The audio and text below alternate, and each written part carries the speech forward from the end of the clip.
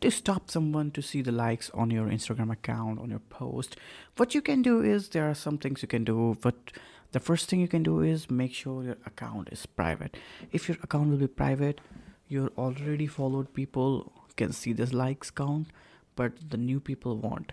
But if you think this won't work for you and the account is already private, what you can do is, if you want to restrict the person, just go to the profile, whoever there, just click on the three dots, click on the menu, you can call it menu, just click on the restrict account. After restricting account, they will not see your activity like comments, likes and posts and stuff.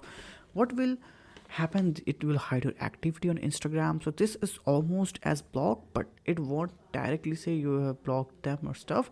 So it's very helpful when people try to hide some stuff from some people for the privacy purpose. So this was how you can do it in simple steps, and I'll see you in the next one.